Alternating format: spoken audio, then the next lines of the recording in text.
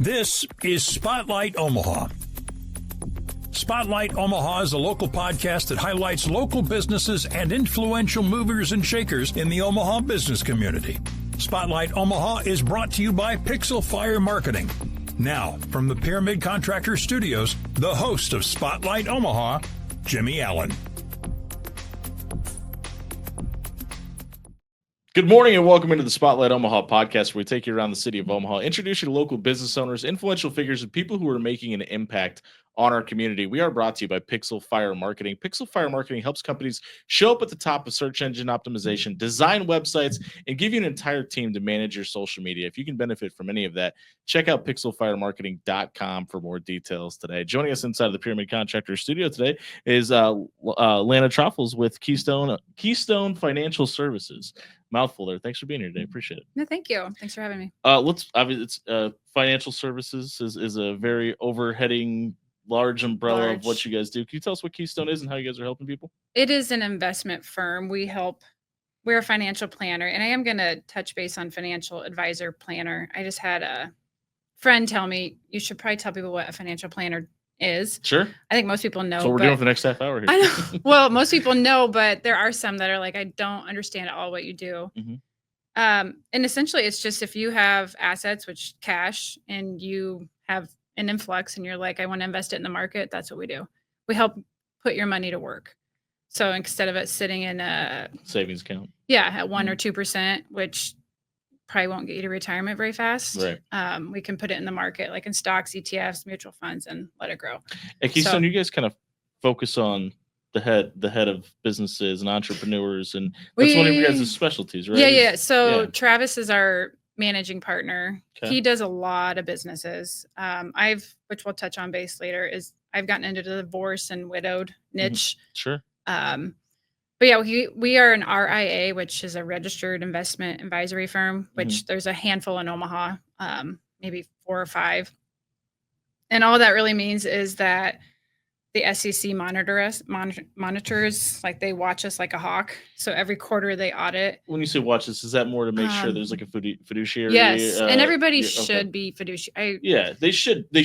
That's a great point. I agree. So it's, yes, you should. It's really interesting that keeps being brought up, though, because when we talk to a lot of trades in here, and the thing we hear a lot is, oh, you could throw a ladder and a bucket of paint on the back of a truck and now you're a painter. Or you can go out and buy a fleet of vans and do a little bit of schooling at Metro and now you're an electrician, things like that.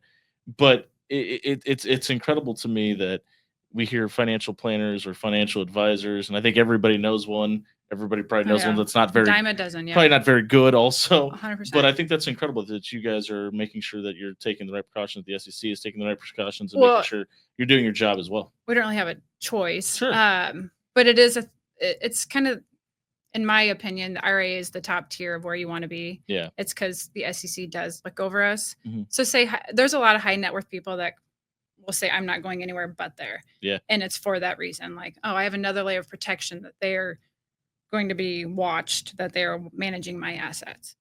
When we talk about planning for the future and financial wealth, what are some of the most commonly asked questions somebody that's walking into your office for the first time is, whether it be somebody that's a CEO of a company or somebody who unfortunately just lost their husband and now is dealing with these questions for the first time? It is all over the gamut. Some walk in, which is every financial's dream, or planner's dream, is, I got all this money, what do I do with it? Sure. And you're like, we'll invest it, we'll let it grow.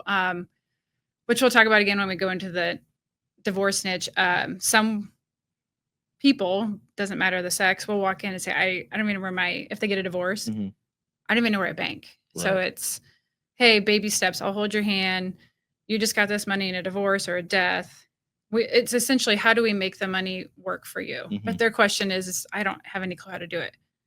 But I'm saying, sometimes I'm like, I broke my arm, I don't know how to set it. That's why you go to a doctor. Right, exactly. So yeah, you don't need to know how to make your money go to work. We'll do it for you, but we want to educate as well. So we'll walk them through and say, here's the funds that you're in.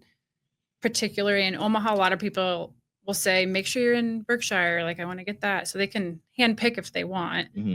But it's kind of your guys' job a little bit. But it's our job, to say, yes, hey, no, here's the risk, here's why, here's why not, so a lot of, like, a mutual fund is a bunch of stocks together, So we're saying, like, we don't want to have this mutual fund and this one, let's say, because they overlap in stocks. And you're basically investing the same thing. Yeah, you're not really diversifying. So that's our job, is to say, like, this one works well with this, and now with all the stuff going on with the market being fluctuating, or in our world, like, Yeah. we don't know what's going to happen with what just what's happened. going on in Iran. Yes. You have tariffs going on. The tariffs, situation in the Middle East. Yeah. So yeah, when the sure. tariffs, I would say in March. We can talk politics. It's fine. Okay. You don't have to hide. What does I won't say what one way or the other, but it's affecting the market. It is 100%. No matter what side you're on, the market's being affected, and that's just a fact. And people would call and say, "I want to put all my money, like the country's going to hell," and then I would just say, "No, like right now's the time to stay in." Yeah, because people invest in the market when the tariffs hit are probably very thankful they did at this point. Yes, and it's like Travis says. He goes,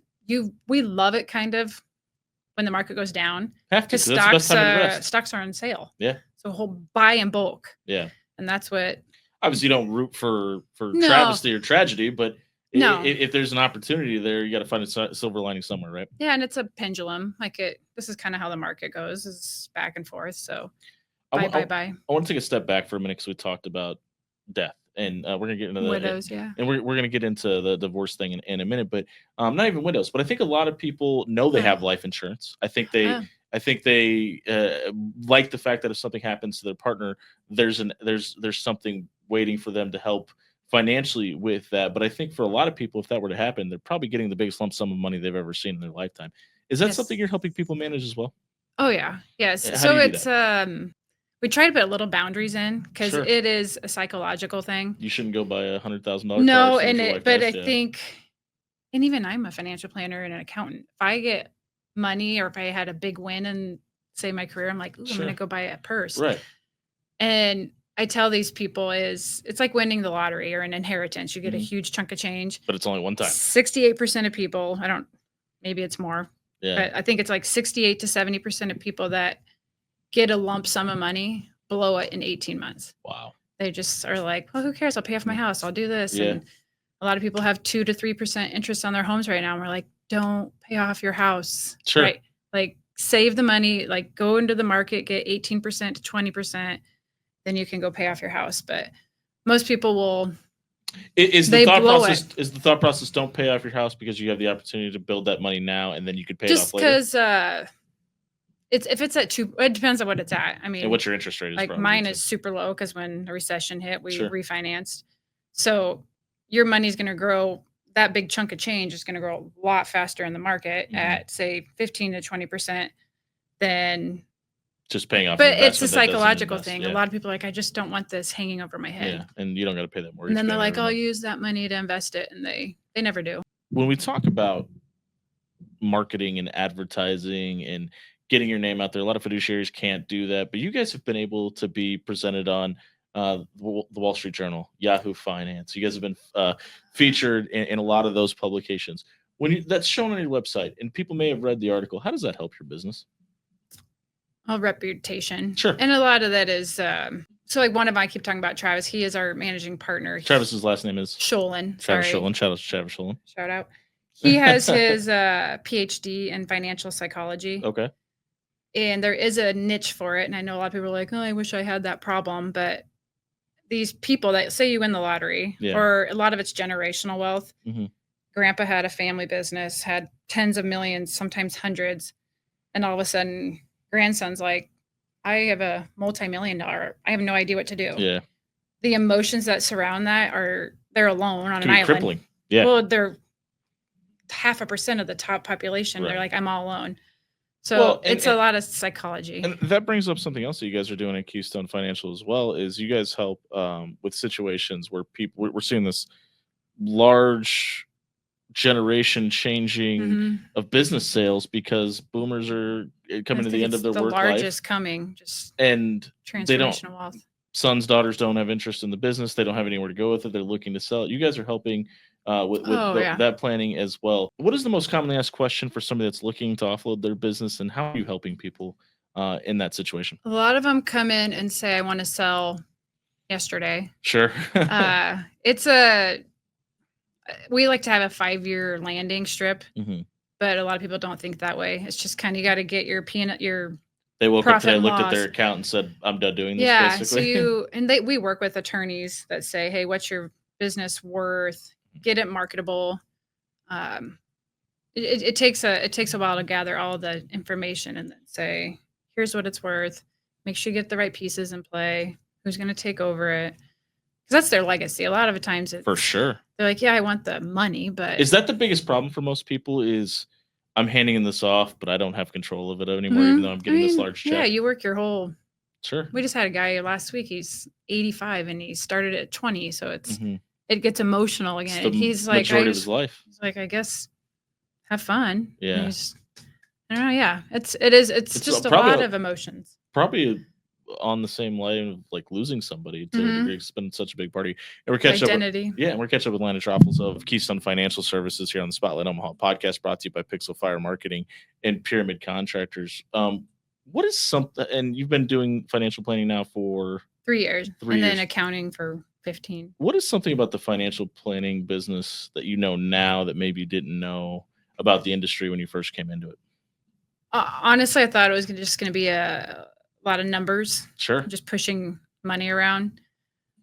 And I keep talking about it, but that's all it is trust, is emotion. Like the psychological part is huge. People will come in and say, because it was all about numbers. Credit cards didn't exist, right? Well, yeah, they just want a trusting relationship. And sometimes, like, one came in and her husband died, and we didn't talk about money. Yeah. We talked about how the kids are. She's like, all I want is a hug, and then maybe like the next meeting we talked about how we're going to deal with it. But you clearly don't ever want to have somebody going through grief, but you kind of smiled when you said all she needed was a hug. Is that part of your job that you I shouldn't enjoy? Smile. That sounded mean. No, but I mean, but it's obviously something that you enjoy. Is that part of of what you enjoy about your job? Is connecting. Maybe even just being an ear to listen to or a shoulder to lean on sometimes when we're talking about being a financial planner? Yeah. Well, and so we just talked about this at a networking event. Have you ever heard of the Gallup Strength Finder? Yeah. My number one is empathy. And I used to try and bury it, because if you start crying right now, I'm gonna cry. Sure. And if you're mad, I'll get mad. Okay. Yeah. But I used to bury it, and my mentor was like, I've only cried on this podcast one time, and I vowed to never do it. And it was the Sammy Strong Foundation. Oh, it was? Yeah. Shout out Sarah Strong. Shout out to them too. Yeah. But yeah, so I'm trying to embrace it, because I want to feel what they feel. Big deal for you? Big deal for you to identify that and make that part of... Kinda. Yeah, I don't like crying when we're talking about numbers, but I think a part of them was like, oh, she cares about me. I care about everybody, but almost to a fault. Why is it such a big deal for you to help out women in need that are going through either loss or divorce? Oh, yeah, good segue. So there is a niche, or a need, I should say. So to touch on that, like, a divorced woman came into me and said, very point blank, I came to you because you're a female. Sure. She said, because there's probably 5% of us in this industry. And I was like, oh, okay, whatever. So when we helped her, people talk. Then I had a handful of women come in that were going through divorce, and my empathic crying all the time. I'm thinking, and I get wrapped up into their emotions, and care.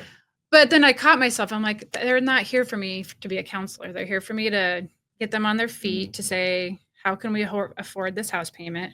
Is it fair to say, though, that being that counselor at the beginning helps? It lays the foundation for them to eventually get there? Yeah. Finances are emotional. Like, people would like to hold it close to their chest. Whether you have a lot or nothing, people are like, I don't want to tell you. But we just peel back the layer, and then it gets raw. And that's surprising that some people come in, they're like, I don't want to tell you all the information that I'm paying you to have. Yes.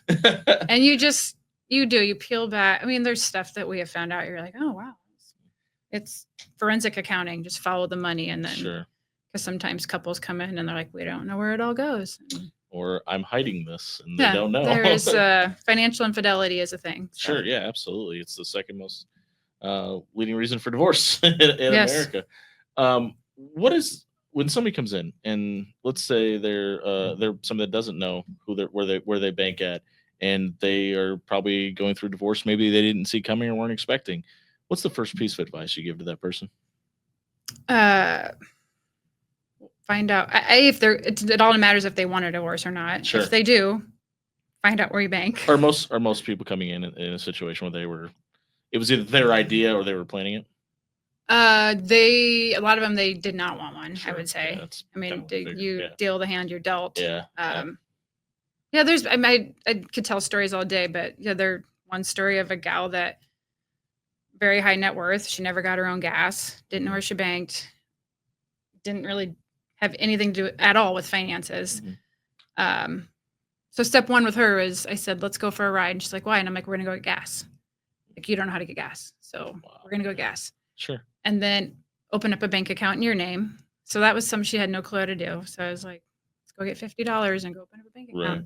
So then that one's an extreme case. I But think some people may hear that and roll their eyes and say, how do you find out? And that's it. How do you get to that point in life? But I think there's probably a part of that was so liberating for her that it's like, because think about when you don't know how to do something and you see how simple those tasks that you just gave. It's probably like, oh, if I can do this, I can, like, there's probably a million other things that I don't know how to do that I can learn tomorrow. Yes. And a lot of them, that's an extreme case, like you said, but Absolutely, a lot of them do know how they bank and they are just like, I don't even know where to start. Yeah. And so it's like, well, let's find out how much money you're going to have after the divorce. Yeah. And can you make the house payment? You mentioned you're one of probably about 5%, you said, in the industry that is a female. Is that a big deal for you to be able to represent and have a female voice in the financial planning arena? Yeah, but I didn't go into it for Sure. that. I just Most people don't. That's right. I just kind of fell into it, but that's why there is a need, and I think I'm not a man hater. I mean, I have 2 boys. Sure. I love men, but I wouldn't be where I am without the men that supported me. But Well, I don't. people like to hear like. See, I think that's the culture that we live in now that says that you're pro woman, you have to be anti man. Or I know, and I'm not. If you're pro something, you must be anti the other side. And There's that's just not the case. I agree with you. And I think it's important to point that out, not to get on a soapbox here, but we just live in a world where everybody hears something and that automatically means you have to tear them down. They for put something. me in like a little hole. Yeah. So I've had someone say that, like, you're a big man hater, and I'm like, not at all. Based on what? Yeah. Just being like, do this She Conquers thing that we'll talk about is a woman's collective. Yeah, let's get into it. Let's talk about She Conquers. It's a new grassroots. It's a new venture for you. And very something good. else that you're doing. Yeah. Can you explain what She Conquers is? It started out with helping divorced women. We obviously do help men, but there was a need for women to hear their voice being heard in divorce. And it started out, like I was just saying, I had these divorced women come in, and then the mental mindset, I was like, I can't do the psychological part. So Tammy Oswald is there's 4 of us. You know Tammy? Yeah. Oh yeah, she's wonderful. So she's a mental health therapist. We have Tracy Hightower Henney with Hightower Ref. She's our divorce attorney, and then Heather Tedasco is a realtor. Okay. So us 4 got together. Heather is the ringleader.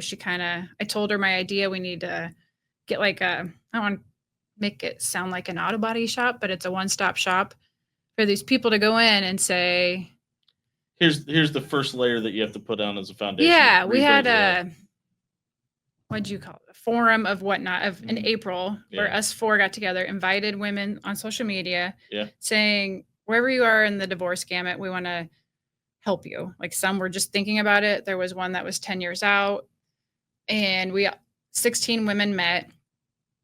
We really didn't have an agenda. We just said, we don't want to like have a panel where we're like talking at them. Yeah. We want to listen to you and like, what are your thoughts? And we said, if you want to go around and tell your story, go for it. Because somebody may be in a situation where they're in that situation. They don't know it yet, right? Yes. Yeah. And now fast forward, we're having another one because it was so popular, but every single woman shared her story. There was lots of tears. There was most empowering thing was at the end, you see these women like, oh, and it's got to be really, I'm not alone. It's not just me. Yeah, exactly. And I'm not divorced, nor do I want to be, but it was very lonely, I think, was the common theme with them. Where it's like, I'm all by myself. Well, and when 50% of the population is going through it, it's kind of hard to remind that because we're the main characters in our own story, right? So yeah, that's a good point. It's hard to see, oh, this person is relatable or going through a similar thing because you can't see into their life. You're not with them 24/7. That's true. And a lot of it was couples. They said couples go out and they get divorced. They lost a lot of their friends, and I don't know, it was lose a little bit of your identity. Yes, for sure. So having like Tracy there, I was talking about the attorney. That's a huge, if not the largest part of a divorce. I mean, her advice to people was, and not to minimize what Tracy does, but like, yeah, that's step one. But for Mhm. everything else you just talked about, after the divorce, there's still a person there that needs to build their life up. yes. And that's why we're our grassroots, but that's why we have the realtor, the therapist, the finance, the legal. Just like we will hold your hand. Like step one, if you're don't know where you bank, we'll hold your hand. We'll guide you through it. And then we're also going to do death because a lot of widows have come forward like, And I'm in the same that's boat. something you're dealing with also in your day job as well. Yes. And we're catching up with Lana Trofholz here of Keystone Financial and She Conquers Collective on the Spotlight Omaha podcast, brought to you by Pixel Fire Marketing and Pyramid Contractors. If somebody is going through divorce for hopefully the first time, there's some people, and no shit at anybody else. Listen, some people get married 3, 4, 5 times. Yeah. I'm related to most of them, but anyway, if somebody is thinking about going through divorce and they come talk to you and they don't decide to go through with it, they're able to fix and save their marriage. How often are those people coming back to you for advice later, or is that something that you guys They do. Yeah. Okay, great. I mean, they might come together. I can't say it's often, but Sure. there has been a couple that came in together. Trying to give us a glass half full yeah. portion of the show to end it, right? But more power to them. If you, that's in the end, you just want people to be happy. Yeah, right. I mean, divorces, as you can imagine, are all over volatility. Sure. Some are, I just don't like you, and others are, I don't know. The reason I ask is because it seems like if you know one person getting divorced, a lot of times it kind of there's this domino effect, and people are who they're around, right? And it's just nice to know because it happens. I remember I was working at somewhere one time, and within 18 months, me and everybody in my department were divorced, and it just kind of it was incredible. There was only 5 of us, so it wasn't a large amount, but still 5 people that all worked together in 18 months going through a divorce is pretty incredible, and it just kind of seems like every time that there's a, hey, I want to leave my partner, or hey, we're talking about separating or whatever, there seems to be a trickle down effect from the people that are around it. So it's good to know that there are people that are willing to have those conversations and then rethink their situation. Because listen, divorce is tough on everybody. Yeah, it's a storm. Yeah. It is a volatile storm, and that's what I was saying. It's not like breaking up in high school. No, and it's just messy, and the finance part, like. And please don't post about it on social media. Air your dirty laundry. Yeah. It was just a need that we saw that these right now women felt kind of lonely. I know you can talk to your friends, but then they know your partner and there's some judgment. But just for professional you don't know help. what's going to end up back to them too, and things like that. And obviously everything we say is confidential. So I think they were also having the group of women share their stories because they're so extreme. It was kind of like, oh, I never thought about that. Like I should maybe think about that as I'm going through this storm or riding the wave of the emotional part of it. Yes. We talked about the man hater moniker and things like that. If you get somebody that comes to you that is saying what you're doing is ruining marriages, or I'm thinking the extreme side of it, right? How do you respond to those people, and or maybe somebody that's coming in saying, oh, so-and-so told me that I shouldn't be here because this is the thought process around empowering women, which is a really stupid thing to say out loud, but we hear it all the time, right? I know. Well, I would probably say there's the door. Like, okay, fair enough. I mean, if you don't, like, I'm hoping they don't do that because I'm happily married. I just want to help. Our episode on Friday was based around some people that are helping with domestic violence and controlling people. So I'm kind of regurgitating some of the things that I hear on the other end of that in those conversations. I actually haven't even thought about that. Yeah. I know that would, as I said, I'm an empath. I'll probably get sad. And be like, just trying to help. Right. But, fair enough. We've talked a lot about with Keystone and with She Conquers. Is there anything that we haven't mentioned about financial planning that you think people should know? No, you can call and ask if you have any questions. Hey, just get started. A lot of people wait till they're 50 and then say, I want to retire at 55. And like, hey, what do you got going on? And they're like, well, nothing. If there's somebody that's watching that's going through divorce, how can they find She Conquers Collective? It is on Facebook. She Conquers with the $sign on the S, on the Conquers S. That's branding, folks. Yes. That's Heather. And Keystone website. So, all right. Well, do you want to comment on your outfit today? Oh, yes, I did. I did know. It's hot.